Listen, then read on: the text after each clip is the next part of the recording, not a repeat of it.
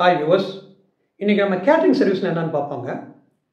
அதாவது பொதுவாக வந்து ஃபெசிலிட்டி மேனேஜ்மெண்ட்டில் ஹார்ட் சர்வீஸ் அண்ட் சாஃப்ட் சர்வீஸ்னு ரெண்டு டைப் இருக்குங்க.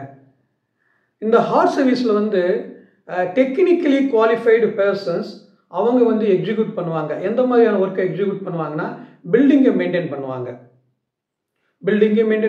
அந்த பில்டிங்கில் இருக்கிற எக்யூப்மெண்ட்ஸ், பில்டிங்கை மெயின்டைன் பண்ணக்கூட உதவிக்கூடிய அந்த எக்யூப்மெண்ட்ஸும் சேர்த்து தான் அவங்க மெயின்டைன் பண்ணுவாங்க. ஆனால் சாஃப்ட் சர்வீஸில் ஒரு 4 உட்பிரிவு இருக்குங்க. அந்த 4 உட்பிரிவில் ஒரு பிரிவு தான் இந்த கேட்ரிங் சர்வீஸுங்கிறது. இப்போ அந்த கேட்ரிங் சர்வீஸில் 2 வேர்டு இருக்குது, கேட்ரிங் அண்ட் சர்வீஸ். கேட்ரிங்னா என்ன? To prepare. எதை ப்ரிப்பேர் பண்ணுறது? ஃபுட்டு ப்ரிப்பேர் பண்ணுறது. சர்வீஸ்னால் என்னென்ன? ப்ரிப்பேர் பண்ண ஃபுட்டை வந்து சர்வீஸ் பண்ணுறது, அதாவது ப்ரொவைட் பண்ணுறது. அப்போ கேட்ரர்னா யார்? கேட்ரர்னா என்னன்னா யாருன்னா, ஒரு ஃபுட்டை ப்ரிப்பேர் பண்ணி ப்ரொவைட் பண்ணுறவருக்கு பேர் தான் கேட்ரர் அப்படின்னு பேர். இங்கே கேட்ரருக்கும் குக்குக்கும் ரொம்ப வித்தியாசம் இருக்குது. குக்கு வந்து கேட்ரருக்கு கீழே வேலை பார்க்கக்கூடிய ஒரு வேலையா, பட் கேட்ரர் வந்து பெரும்பாலும் ஒரு ஓனராக தான் இருப்பார். இப்போ கேட்ரிங் சர்வீஸுடைய மெயின் எய்ம் என்னன்னு பார்த்தீங்கன்னா, to satisfy the customers and guest. இப்போ கஸ்டமர்ஸ்னு யார், கெஸ்ட்டு யாரும் நம்ம இங்கே பார்க்கணும். இப்போ நான் போய் ஒரு கேட்டரை அப்ரோச் பண்ணுறேன். இந்த மாதிரி நான் ஒரு 100 ஆளுக்கு ஒரு ஃபங்க்ஷன் வச்சுருக்கேன். அந்த ஃபங்க்ஷனில் வந்து ஒரு 100 ஆட்களுக்கு வந்து ஃபுட்டு ப்ரொவைட் பண்ணணும். கெஸ்ட்டு வருவாங்க, அவங்களுக்கு நான் ஃபுட் ப்ரொவைட் பண்ணணும். நீங்கள் வந்து எனக்கு இந்த ஃபங்க்ஷனை வந்து ஆர்கனைஸ் பண்ணி கொடுங்க, ஃபுட் ப்ரொவைட் பண்ணுறதுக்கு ஆர்கனைஸ் பண்ணி கொடுங்க, நான் ரெக்வஸ்ட் வைக்கிறேன். அப்போ அந்த கேட்டரை அக்செப்ட் பண்ணிக்கிறாரு. அந்த கேட்டருக்கு நான் வந்து கஸ்டமர், நான் இன்வைட் பண்ணி கொண்டு வர்றேன் பார்த்தீங்களா, அந்த 100 ஆட்கள் வந்து கெஸ்ட் டு த கேட்ரர். அப்போ அந்த கேட்ரர் வந்து கஸ்டமரான என்னையும் சாட்டிஸ்ஃபேக்ஷன் பண்ணணும். அந்த கெஸ்ட் வர்றாங்க பார்த்தீங்களா, 100 பேர் அந்த பார்ட்டிக்கு வந்து அப்பியர் ஆகிறாங்க பார்த்தீங்களா, அவங்களையும் வந்து அவங்க அந்த கேட்ரர் வந்து சாட்டிஸ்ஃபை பண்ணணும். அந்த மாதிரி சாட்டிஸ்ஃபை பண்ணாதான் அவர் ஃபர்தர் ஒர்க்கு மேலும் மேலும் வந்து ஒர்க்கு வந்து ஒரு கான்ட்ராக்ட் வந்து ஒரு கிடைச்சி அவருடைய தொழிலை வந்து மேலும் மேலும் மேலும் மேலும் மேலே கொண்டு போக முடியும். இதுதான் main aim of the catering service. இப்போ இந்த கேட்ரிங் சர்வீஸில் 2 விதமான டைப் இருக்குங்க. ஃபர்ஸ்ட் வந்து பிரைமரி டைப் இருக்குது, ரெண்டாவது வந்து செகண்டரி டைப் அப்படி இருக்குது. இப்போ பிரைமரி டைப்னா என்ன? ஒரு கேட்ரர் வந்து தன்னுடைய பரிவாரத்தோட ஃபங்க்ஷன் நடக்கக்கூடிய இடத்துக்கு வந்து அந்த இடத்துல ஃபுட்டை ப்ரிப்பேர் பண்ணி ப்ரொவைட் பண்ணுறது தான். யார்? கெஸ்ட்டுக்கும் கஸ்டமர்ஸுக்கும் ப்ரொவைட் பண்ணுறதுக்கு பேர் தான் ஃபர்ஸ்ட் டைப். இதுக்கு பேர் பிரைமரி டைப்புன்னு சொல்லுவாங்க. இந்த செகண்டரி டைப்புன்னு என்னன்னா, எங்கேயோ ஒரு இடத்துல கேட்டருடைய சொந்த இடத்துலையோ இல்லை வேற எங்கேயோ இடத்துல பார்ட்டி நடக்கக்கூடிய இடம் இல்லாத வேற ஒரு இடத்துல ஃபுட்டை ப்ரிப்பேர் பண்ணிட்டு வந்து இங்கே பார்ட்டியில் வந்து ப்ரொவைட் பண்ணுறது, சப்ளை பண்ணுறது. இதுக்கு பேர் செகண்டரி டைப்புன்னு சொல்லுவாங்க. இப்போ செக்மெண்டேஷன் ஆஃப் கேட்ரிங் சர்வீஸ்னு பார்த்தீங்கன்னா, கமர்ஷியல், நான் கமர்ஷியல், மிலிட்ரி டைப்புன்னு சொல்லுவாங்க. இப்போ கமர்ஷியல் என்னென்னா, இந்த கமர்ஷியல் டைப்பில் வந்து பிரதானமான மோட்டிவேஷன் என்னென்னா மணி மேக்கிங்காக தான் இருக்கும். இப்போ ஒரு ரெஸ்டாரண்ட், ஒரு கையெழுத்து பவன் வச்சுருக்கான்னு வச்சுக்கோங்க. இவங்க வந்து ஒரு சோசியல் சர்வீஸுக்காண்டி இந்த கடை வச்சு நடத்துறதில்ல. அவங்களோட பிரதானமானது என்னென்னா மணி மேக்கிங். இப்போ நான் கமர்ஷியல் அப்படின்னு பார்த்தீங்கன்னா, இங்கே வந்து கேட்ரிங் சர்வீஸ் வந்து ஒரு பிரதானமான சர்வீஸாக இருக்காது. நல்லா பார்த்துங்க, இங்கே வந்து ஒரு கேட்ரிங் சர்வீஸ் வந்து ஒரு பிரதானமான சர்வீஸாக செகண்டரியாக தான் இருக்கும். இப்போ ஒரு யூனிவர்சிட்டி போகிறீங்க, ஒரு காலேஜ் போகிறீங்க, அங்கே வந்து கேஃப்டீரியா இருக்கும். அந்த கேஃப்டீரியாவில் வந்து வெளியே கம்பேர் பண்ணும்போது அந்த கேஃப்டீரியாவில் ப்ரொவைட் பண்ணுற ஃபுட்டு வந்து நல்ல ஹைஜீனிக்காகவும் இருக்கும், அதே மாதிரி சீப் அண்ட் பெஸ்ட்டாகவும் இருக்கும். ஆனால் அந்த யூனிவர்சிட்டிக்கும் அந்த காலேஜஸுக்கும் பிரதானமான தொழில் எது வந்து எஜுகேஷன் தான். இந்த கேஃப்டீரியாங்கிறது செகண்டரி தான் வரும். இப்போ மிலிட்ரி டைப் ஆஃப் கேட்ரிங் சர்வீஸ்னால் என்னென்னா, மிலிட்ரி பீப்புள் இருக்காங்க பார்த்தீங்களா, அவங்களுக்கு ஃபுட்டு சப்ளை பண்ணுறதுக்கு பேர் தான் military type of catering service அப்படின்னு சொல்லுவாங்க. இதுக்கப்புறம் ஃபர்தர் டைப்புன்னு நம்ம பார்த்தோம்னா இண்டஸ்ட்ரியல் டைப்னு சொல்லுவாங்க. இண்டஸ்ட்ரியல் டைப்னா என்னென்னா, இப்போ சப்போஸ் ஒரு இண்டஸ்ட்ரி இருக்குது, அப்போ இண்டஸ்ட்ரியில் ஒரு ஃபேர்வெல் பார்ட்டி ஏதோ ஒரு ஆர்கனைஸ் பண்ணுறாங்க, ஒரு பார்ட்டி ஆர்கனைஸ் பண்ணுறான்னு வச்சிங்களேன், அந்த இடத்துல ஒரு கேட்டர் வந்து ஃபுட் ப்ரொவைட் பண்ணுறது. இப்போ பொதுவாக வந்து இந்த மாதிரி இடங்களில் வந்து முன்னாடி தான் வந்து நமக்கு டேபிள்லாம் போட்டு இண்டிவிஜுவல் சர்வர்ஸ் வச்சு ஒவ்வொரு டேபிளுக்கு சர்வ் பண்ணிட்டு இருந்தாங்க. இப்போ வந்து பஃபே சிஸ்டம்னு சொல்லிட்டாங்க. BUFFET, ப்ரொனவுன்சியேஷன் வந்து பஃபேம்பாங்க. அந்த பஃபே சிஸ்டம், அப்போ பஃபே சிஸ்டம் என்னென்ன, கெஸ்ட்டே வந்து நேரடியாக ஃபுட்டு இருக்கிற இடத்துக்கு போய் அவங்களுக்கு தேவையான உணவை எடுத்து அவங்களா சாப்பிட்டு போகிறதுக்கு பேர் தான் பஃபே சிஸ்டம் சொல்லுவாங்க. இது பெரும்பாலும் வந்து இந்த வீடியோ எண்டில் வந்து கொஞ்சம் எக்ஸ்ப்ளனேஷன் கொடுக்குறேன். ரெண்டாவது வந்து என்னன்னா வெட்டிங் டைப். உங்களுக்கே தெரியும், ஒரு கல்யாண மண்டபத்தில் வைக்கிறோம்னா அந்த கல்யாண மண்டபத்தில் இருக்கக்கூடிய அந்த கல்யாண மஹாலில் ஃபுட்டு எல்லாம் சாப்பிட்றதுக்கு ஒரு இடம் ஆர்கனைஸ் பண்ணியிருப்பாங்க. அந்த இடத்துல அந்த கேட்டர் வந்து ஃபுட்டை ப்ரிப்பேர் பண்ணியும் இல்லை அந்த கல்யாண மண்டபத்தில் இதுக்காண்டி ஃபுட்டு ப்ரிப்பேர் பண்ண ஒதுக்கப்பட்ட இடத்துல ஃபுட்டை ரெடி பண்ணியோ இல்லை வெளியிருந்து ரெடி பண்ணியோ கொண்டு வந்து அந்த இடத்துல ஃபுட்டு நமக்கு சப்ளை பண்ணுவாங்க. இது வெட்டிங் டைப் ஆஃப் கேட்டரிங் சர்வீஸ்ன்னு சொல்லுவாங்க. இதுக்கப்புறம் எக்ஸிபிஷன் இதெல்லாம் இருக்கும், ஈவெண்ட்ஸ் மேனேஜ்மெண்ட்லாம் நடக்கும் பார்த்தீங்களா.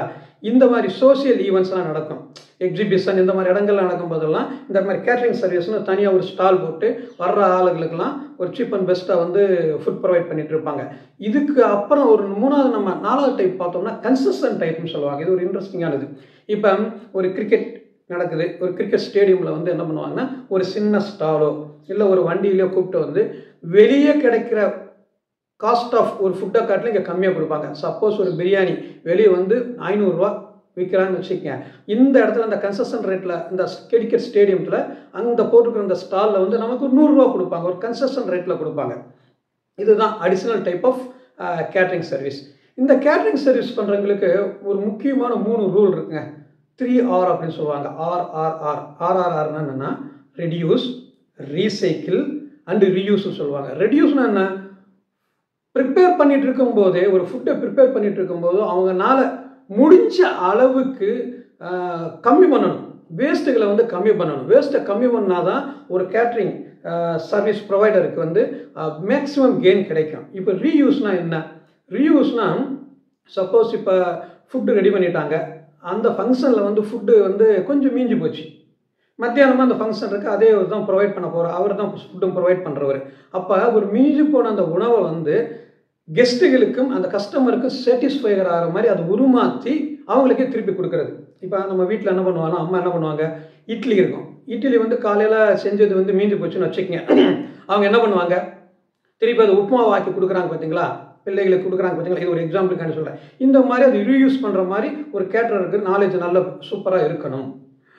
அதுக்கப்புறம் வந்து ரீசைக்கிளிங்னு என்னென்னா, இப்போ ஒரு ஃபங்க்ஷன் இருக்குது, ஒரு கப்பி கேக் வாங்கிடுறோம், ஒரு கேக் வாங்கிடுறோம். சப்போஸ் அந்த கேக் வந்து மிஞ்சி போச்சு, அப்போ அந்த இது வந்து consumable item, we can't keep it more then 5 or 7 டேஸில் வந்து வச்சுக்க முடியாது எந்த கன்சியூமபிள் ஐட்டத்தையும். அதனால் என்னன்னா அந்த கப்பி கேக் என்ன பண்ணணும், காலையில் சப்போஸ் அந்த ஃபங்க்ஷனில் மிஞ்சி போனதை வந்து நெக்ஸ்ட் டேல நடக்கக்கூடிய ஃபங்க்ஷனில் அதுக்கு அடுத்து நடக்கக்கூடிய ஃபங்க்ஷன்லேயே வந்து அதை யூஸ் பண்ணி காலி பண்ணிடணும்.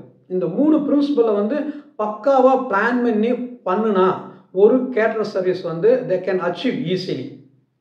இதுக்கப்புறம் தம்ப் ரூல்னு சொல்லுவாங்க. இந்த கேட்டர்ஸ் வந்து சில தம்ப் ரூல்ஸ்லாம் வச்சுருப்பாங்க. அந்த தம்ப் ரூல்லாம் என்னென்னா, எத்தனை கெஸ்ட்டு வந்து கலந்துக்கிறாங்க, அந்த ஃபங்க்ஷன் வந்து எவ்வளவு நேரம் நடக்கும், என்ன ஃபுட்டு ப்ரொவைட் பண்ணுறாங்க, இதுதான் அவங்களுடைய தம்ப் ரூல்னு சொல்லுவாங்க. இதுதான் அவங்க மைண்டில் ஓடிட்டே இருக்கும். இதை பேஸ் பண்ணி தான் அவங்க அந்த மெனுவில் இருக்கிற ஃபுட்டெல்லாம் ப்ரிப்பேர் பண்ணுவாங்க. இதுக்கு பிறகு சேஃப்டி அண்ட் ஹைஜீனிக் அப்படின்னு பார்த்தீங்கன்னா இது ரொம்ப முக்கியங்க. ஏன்னா ஃபுட்டு வந்து கண்டாமினேஷன் ஆகிடக்கூடாது. இந்த ப்ரிப்பேர் பண்ணுற ஃபுட்டு வந்து கண்டாமினேஷன் ஆச்சுன்னா அங்கே ஃபங்க்ஷனுக்கு வந்திருக்கிற எல்லா கெஸ்டஸ்க்கும் ஒரு மிகப்பெரிய பாதிப்புகள் ஏற்பட்டுரும்.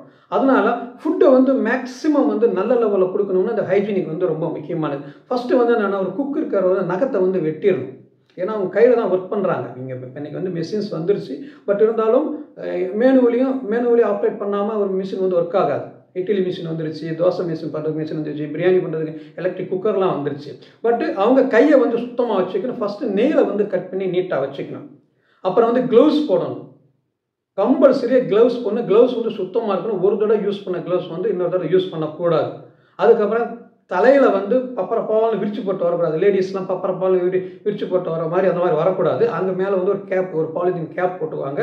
ஜென்ரலாக வந்து குக் பண்ணுற இடத்துக்குள்ளேயே வந்து எல்லாத்தையும் வந்து அலோவ் பண்ண மாட்டாங்க. அவங்க கேப் போட்டுக்கணும். ஏன்னா தலையில் இருக்கும் முடி வந்து ஃபுட்டில் விழுந்துடக்கூடாது. தலையில் இருக்கும் அழுக்கு கூட அந்த ஃபுட்டில் வந்து விழுந்து ஃபுட்டு கண்டாமினேஷன் ஆகிடக்கூடாது அப்படின்னு சொல்லுவாங்க. அதுக்கப்புறம் இந்த ஜுவல்ஸ் போடுறதை வந்து அவாய்ட் பண்ண சொல்லுவாங்க. வாட்ச் போடுறதை வந்து அவாய்ட் பண்ண சொல்லுவாங்க. அதுக்கப்புறம் இல்னஸ், உடம்பு சரியில்லாத இருக்கிற டைமில் வந்து ஒரு குக்கு வந்து உங்கள் ஃபுட்டு வந்து ப்ரிப்பேர் பண்ண வரக்கூடாது. அப்படி வந்தார்னா அவர் மூலியமாக அந்த ஃபுட்டு கண்டாமினேஷன் ஆகி ஹைஜீனிக் இல்லாமல் போய் சாப்பிட்றவங்களுக்கு உடல் அசௌகரியம் ஏற்படும். அதனால் உடல் சௌகரியம் இல்லாமல் இருக்கிறவங்க ஃபுட்டு குக் பண்ண வரக்கூடாது. அதுமாதிரி ஸ்மோக்கிங், எந்த காரணத்தை கொண்டு குக் பண்ணுற இடத்துல வந்து ஸ்மோக் பண்ணுறதை அவாய்ட் பண்ணணும். சிகரெட்டை குடிச்சிட்டு அங்கேயே போட்டுறக்கூடாது. அது ஒரு இதில் முக்கியமான பிரின்சிபல். இதுக்கப்புறம் அந்த வெஜிடபிள்ஸ் கட்ஸ் பண்ணுவாங்க பார்த்தீங்களா, வெஜிடபிள்ஸ் கட் பண்ணுறதுக்கு மேக்ஸிமம் அந்த வெஜிடபிள் கட்டிங் போர்டுன்னு இருப்பாங்க, அதை தான் யூஸ் பண்ணணும். அதை யூஸ் பண்ணிவிட்டு ப்ராப்பரான இடத்துல வைக்கணும். இதுக்கப்புறம் டேஞ்சரஸ் மிஷின்னு சொல்லுவாங்க. இப்போ நம்ம இட்லி யூஸ் வேக வைக்கிறக்கூடிய அந்த மெஷின்ஸோ இல்லை கிரைண்டரோ இல்லை டேஞ்சரஸ் மிஷின் அந்த குக்கிங் ஏரியாவில் வச்சுருக்கிற மிஷின்ஸ்லாம் கரெக்டாக பேஸ்மெண்ட்டில் ஃபிட் ஆகி பக்காவாக இருக்கான்னு நம்ம பார்க்கணும். ஏன்னா நமக்கு வந்து பிளான்டு ப்ரிவென்டிவ் மெயின்டெனன்ஸ் ஒர்க் வந்து கேட்டரிங் சர்வீஸ் கிடையாது. டே டு டே லைஃப்பில் அப்பப்போ அந்த சூப்பர்வைசர்ஸ் போய் இன்ஸ்பெக்ட் பண்ணதுக்கப்புறம் தான் எதுவுமே பண்ணுறாங்க. அதனால் அதை வந்து கரெக்டாக செட் ஆகிருக்கா, ஒழுங்காக ஒர்க் ஆகுதா, ஒழுங்காக கேஸ் சிலிண்டர்லாம் கரெக்டாக இருக்கா, அந்த லைனில் கரெக்டாக இருக்கா அப்பப்போ செக் பண்ணிக்கணும். இதுக்கப்புறம் ஃபுட்டை வந்து ரா இல்லாத மெட்டீரியல், குக் பண்ணது குக் பண்ணாதது அப்படின்னு சொல்லிட்டு தனித்தனியாக பிரித்து க்ளீனாக வச்சுக்கணும்.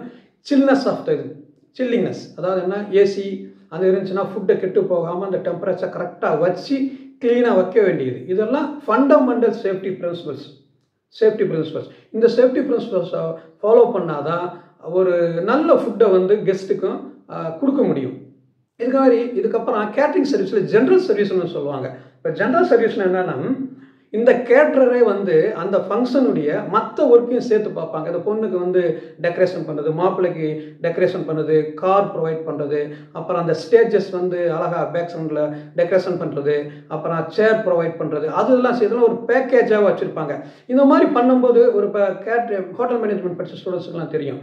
நம்ம வந்து ஃபுட் சர்வ் பண்ணும்போது இந்த பொஃபே சிஸ்டத்துலாம் சரி, காமனாக சர்விங் டேபிள் சிஸ்டமாக இருந்தாலும் சரி, நம்ம ஒரு கெஸ்ட்டுக்கு பெர்பெண்டிகுலராக போய் வந்து ஃபுட்டு கொடுக்கக்கூடாது. நேராக 90 டிகிரியில் போய் நேராக ஃபுட்டு கொடுக்கக்கூடாது.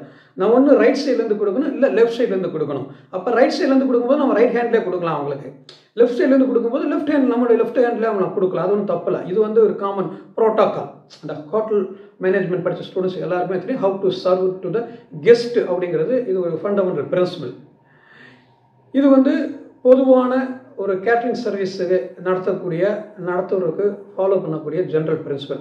இப்போ நம்ம தமிழ்நாடு பொறுத்தளவு நம்ம பார்ப்பாங்க. இந்த தமிழ்நாடு பொறுத்தளவு என்னென்னாங்க, food safety standard security authority of India 2006 இந்த ஆக்ட், அதாவது food safety standard authority of Indian act 2006, இதில் 3 விதமான லைசன்ஸ் இருக்குங்க. இந்த ஃபர்ஸ்ட் 2 லைசன்ஸ் விட்டுருங்க. 3வது லைசன்ஸ் தான் முக்கியமானது. அந்த 3வது லைசன்ஸ் தான் நமக்கு கரெக்டாக செட் ஆகுற மாதிரி. அதாவது அதில் என்ன சொல்கிறாங்கன்னா, ஒரு வருட வருமானம் ஒரு ஆளுக்கு வந்து 12 லட்சத்துக்கு கீழே இருந்தால் அவங்க இந்த லைசன்ஸ் வாங்கலாம். ஏன் நான் சொல்கிறேன்னா, இந்த ஆக்டுக்கு உட்பட்டு ஒரு லைசன்ஸ் வாங்காமல் நீங்கள் வந்து ஒரு கேட்டரிங் சர்வீஸ் ஒர்க்கை வந்து நீங்கள் இந்தியாவிலையும் சரி தமிழ்நாட்டிலையும் சரி எங்கேயும் வந்துமே பண்ண முடியாது. அதாவது லீகலாக பண்ண முடியாது. அதுக்கப்புறம் ஒரு கம்பெனி வந்து ரெஜிஸ்ட்ரேஷன் ஆகிருக்கணும். இந்த ரெஜிஸ்ட்ரேஷன் இப்போ லேட்டஸ்ட்டாக என்னென்னா ஜிஎஸ்டி சர்டிஃபிகேட்டும் கேட்குறாங்க. ஜிஎஸ்டிக்கும் நம்ம ரெஜிஸ்ட்ரேஷன் பண்ணியிருக்கணும்னு கேட்குறாங்க. அதுக்கப்புறம் ஒரு கம்பெனி வந்து ISO 22000 அண்ட் ISO 9001 இது 2மே வாங்கியிருந்தா இன்னும் பெஸ்ட்டு. ஏன் இந்த அதாவது இந்த ஆக்ட் படி 2006 ஆக்ட் படியும் இந்த registration and GST certificate and ISO வேணும்னு சொல்கிறோம்னா, இந்த 4மே இருந்தால் நம்ம ஒரு கம்பெனியில் போய் ஒரு கான்ட்ராக்ட் வந்து கேட்கலாம் அவங்கக்கிட்ட. இல்லைன்னா நம்மளுக்கு எலிஜிபிலிட்டியாக கிடைக்காது. இப்போ ஒரு ஐடி செக்ஷனுக்கு ஒரு கம்பெனியில் இருக்க ஒரு கேஃப்டேரியா வச்சு நடத்துகிறாங்க, எங்களுக்கு வந்து இந்த மாதிரி கான்ட்ராக்ட் கொடுங்க நாங்கள் வச்சு நடத்துகிறோன்னு கேட்டோம்னா ஃபஸ்ட்டு இந்த கேடரில் இதெல்லாம் இருக்கான்னு தான் ஃபஸ்ட்டு அவங்க பார்ப்பாங்க. இது இல்லைன்னு வச்சுக்கிங்களேன், அவங்க வந்து ரிஜெக்ட் பண்ணிடுவாங்க. அதனால இது வந்து ரொம்ப ரொம்ப முக்கியமானது. இது ஆல் ஓவர் இந்தியா, நான் தமிழ்நாடுன்னு சொல்ல ஆல் ஓவர் இந்தியாவிலையும் ஒரு அப்ளிகபிள் ஆகக்கூடிய ஒரு சட்ட நுணுக்கம். இப்போ அதர் தென் இந்தியாவில் எப்படி இருக்குன்னு பார்ப்போம். எஸ்பெஷலி இந்த வளைகுடா நாடுகள் அண்ட் ஃபாரின் கண்ட்ரியில் எப்படி இருக்குது, இதனால் ஒரு அவுட்லைன் தான் சொல்கிறேன். இது வந்து அந்தந்த நாட்டு சட்ட திட்டங்களுக்கு ஒரு மாறுபடக்கூடியதாக இருக்கும். ஆனால் ஏற்கனவே சொன்ன மாதிரி ஃபெசிலிட்டி மேனேஜ்மெண்ட்டில் ஹார்ட் சர்வீஸ் சாஃப்ட் சர்வீஸ்ன்னு இருக்கும். இந்த ஹார்ட் சர்வீஸையும் சாஃப்ட் சர்வீஸையும் ரெண்டும் சேர்த்து பார்க்குற கம்பெனி பேர் இன்டகிரேட்டட் ஃபெசிலிட்டி மேனேஜ்மெண்ட் கம்பெனின்னு சொல்லுவாங்க. இந்த இன்டகிரேட்டட் ஃபெசிலிட்டி மேனேஜ்மெண்ட் கம்பெனி என்னன்னா, பில்டிங் மெயின்டெனன்ஸ் பண்ணோம், டெக்னிக்கலி குவாலிஃபைடு பர்சன் வச்சு பில்டிங் மெயின்டெனன்ஸ் பண்ணோம். அதே நேரத்தில் சாஃப்ட் சர்வீஸ் சொல்லக்கூடிய இந்த கேட்டரிங் சர்வீஸும் பண்ணிக்கும், அதோடு சேர்த்து செக்யூரிட்டி சர்வீஸ், அப்புறம் வந்து cleaning service and car spacing எல்லாத்தையும் சேர்த்து பண்ணோம். இதுக்கு வந்து இன்டகிரேட்டட் ஃபெசிலிட்டி மேனேஜ்மெண்ட்னு சொல்லலாம். சில கம்பெனி என்ன பண்ணோம்னா இந்த சாஃப்ட் சர்வீஸ் மட்டும் பண்ணோம். சாஃப்ட் சர்வீஸ்னால் என்னென்ன, செக்யூரிட்டி, கார்டனிங் அண்ட் கிளீனிங், அதோட சேர்த்து இந்த நம்ம கேட்ரிங் சர்வீஸும் பார்ப்போம். இன்னும் சில கம்பெனி என்ன பண்ணோன்னா கேட்ரிங் சர்வீஸை மட்டும் பண்ணிகிட்ருக்கோம். புரிஞ்சுக்கிட்டீங்களா? அதாவது இன்டகிரேட்டடாகவும் மொத்தமாக சேர்த்தும் பண்ணலாம், சாஃப்ட் சர்வீஸ் மட்டும் பண்ணும் ஒரு சில கம்பெனி இந்த கேட்ரிங் சர்வீஸை மட்டும் எடுத்து தனியாக பண்ணக்கூடிய கம்பெனி இருக்கும். ஆனால் என்ன இருந்தாலும் அந்தந்த நாட்டு சட்ட திட்டங்களுக்கு உட்பட்டு பக்காவாக பண்ணக்கூடிய தொழில் மட்டும்தான் ஃபாரினில் வந்து ஜெயிக்கும். அதாவது பொதுவாக ஜென்ரலாக ஒரு ஹைரார்க்கிங் இருக்கும். அந்த ஹைரார்க்கி என்ன இருக்கும்னா, இந்த மாதிரி இன்டகிரேட்டட் ஃபெசிலிட்டி மேனேஜ்மெண்ட்லாம் சரி, இந்த சாஃப்ட் சர்வீஸை தனியாக பார்க்குற கம்பெனியில் ஜென்ரலாக ஒரு ஹைரார்க்கி இருக்கும். அந்த ஹைரார்க்கி என்ன, ஃபஸ்ட்டு சேர்மேன் வருவான். He is the top most person. அவர் தான் decision maker, first decision maker. இவருக்கு வந்து கீழே வந்து என்ன இருப்பாருன்னா, ஹெட் ஆஃப் த ஃபினான்ஸ் இருப்பாங்க, அதுக்கப்புறம் head of the marketing and சேல்ஸ்ன்னு இருப்பாங்க, அதுக்கப்புறம் ரீஜனல் ஹெட்னு இருப்பாங்க. இந்த ரீஜனல் ஹெட்டுக்கு கீழே வந்து ஹெட் ஆஃப் த ஹெச்ஆர் இருப்பான், head of the safety procedure follow பண்ணுறவங்க இருப்பான். இதுக்கு கீழே தான் வந்து என்னென்னா நம்ம ஆப்ரேஷன் மேனேஜர் இருப்பாங்க. இந்த ஆப்ரேஷன் மேனேஜருக்கு கீழே இருக்கிறவங்க தான் கிராஸ் ரூட் லெவலில் எக்ஸிக்யூட் பண்ண வருவாங்க. இது வந்து நான் கேட்ரிங் சர்வீஸ்க்கு மட்டும் தான் சொல்கிறேன், அதாவது சாஃப்ட் சர்வீஸ்க்கு மட்டும் தான் சொல்கிறேன். இது வந்து நான் ஹார்ட் சர்வீஸ் சொல்லலை. அப்போ இந்த ஆப்ரேஷன் மேனேஜருக்கு கீழே வந்து யார் இருப்பான்னா ஒரு சூப்பர்வைசர் இருப்பான். இந்த சூப்பர்வைசருக்கு கீழே வந்து யார் இருப்பாங்கன்னா குக் இருப்பான், வெஜிடபிள்ஸ் கட்டர்ஸ் இருப்பான், அதுக்கப்புறம் கிளீனர் இருப்பான். இந்த மாதிரி அதாவது அந்த கிராஸ் ரூட் லெவலில் ஒரு குக் பண்ணக்கூடிய யார் யார் தேவையோ அவங்கெல்லாம் இருப்பாங்க. இதோடு சேர்ந்து முன்ன மாதிரிலாம் மேனுவலாக ப்ரிப்பேர் பண்ணுறதெல்லாம் இப்போல்லாம் ரொம்ப அவாய்ட் பண்ணுறாங்க.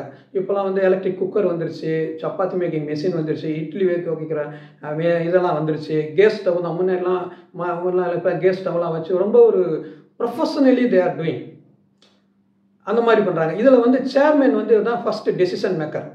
இவருக்கு அட்வைஸ் பண்ணக்கூடிய யாருன்னா இந்த ஹெட் ஆஃப் த டிபார்ட்மெண்ட் ஃபுல்லாக இருப்பான். யார்? Head of the finance, head of the sales and marketing, head of the HR, அந்த head of the safety rules procedure இருக்காங்களா, இவங்கெல்லாம் வந்து advisory body and also decision maker. இவங்க வந்து யாருன்னா சேர்மேன் வந்து அட்வைஸ் பண்ணுவான், எப்படி வந்து நம்ம மார்க்கெட்டிங்கை நல்லா பண்ணணும், எப்படி ஹியூமன் ரிசோர்ஸில் நல்லா ஆளை தூக்கிட்டு வந்து போடணும் அப்படின்னு சொல்கிறாங்கலாம் இவங்க தான். இந்த ஆப்ரேஷன் மேனேஜர் வந்து என்ன பண்ணுவார்னா, இவர் ஜென்ரலாக வந்து என்னென்னா இஸ் ஸ்பெஷலைஸ்டு பர்சன். ஒரு ஹோட்டல் மேனேஜ்மெண்ட் படிச்சுட்டு ஒரு 10 years 15 years எக்ஸ்பீரியன்ஸ் உள்ளவர் தான் ஆப்ரேஷன் மேனேஜராக இருப்பார். அப்போ இவர்கிட்ட தான் வந்து என்னென்னா இந்த சூப்பர்வைசர் மேபி வந்து ஒரு எக்ஸ்பீரியன்ஸ்டு ஹேண்டாக இருப்பார், குக்கிங் வந்து எக்ஸ்பீரியன்ஸ்டு ஹேண்டாக இருப்பார். அதோட வந்து ஒரு ஹோட்டல் மேனேஜ்மெண்ட் படித்த ஒரு டிப்ளமோவோ ஒரு ஹோட்டல் மேனேஜ்மெண்ட் படித்த ஆளாக இருந்தால் இன்னும் ரொம்ப சிறப்பாக இருக்கும். அப்போ இந்த சூப்பர்வைசர் வந்து தனக்கு நாளைக்கு தேவையான மெனுவுக்கு என்னென்ன ஃபுட்டு வேணும் அப்படிங்கிறத மெயில் மூலியமாகவோ ஃபோன் மூலியமாகவோ ஆப்ரேஷன் மேனேஜர்கிட்ட சொல்லிடுவான். எவ்வளவு நம்ம கன்சப்ஷன் பண்ணியிருக்கோம், இன்றைக்கி எவ்வளோ கன்சப்ஷன் பண்ணியிருக்கோம், இனிமேல் எவ்வளோ பண்ண போகிறோம் அப்படின்னு ஒரு அட்வான்ஸ் ஸ்டோர் ஸ்டாக் வந்து அவங்களுக்கு கொடுக்கும்போது அவங்க வந்து டெய்லி பேசிஸில் இவர் என்ன டிமாண்ட் பண்ணுறாரோ அந்த கன்சியூமபிள் ஐட்டம், இந்த கன்சியூமபிள் ஐட்டம் வந்து நம்ம எக்ஸ்பைரி டேட்டுக்கு மேலே வந்து வச்சுக்க முடியாது. அதனால் அப்பப்போ வச்சு யூஸ் பண்ணுற மாதிரி கரெக்டாக வச்சுக்குவாங்க. அந்த வச்சுனா மட்டும்தான் அந்த இந்த கேட்ரிங் சர்வீஸ் வந்து சக்ஸஸ் ஆகும். இது வந்து ஜென்ரல் பிரின்சிபலுங்க. இதுக்கப்புறம் நான் இன்னொன்று ஒரு இதுங்க சொல்லணும்னா, லேட்டஸ்ட்டாக ஒரு யூடியூப்ல இல்லை ஒரு ஃபேஸ்புக்கில் அந்த வீடியோ தான். அதாவது இந்த கேட்ரிங் சர்வீஸில் வந்து ஸ்மார்ட் ஒர்க் அண்ட் ஹார்ட் ஒர்க்குன்னு இருக்குது.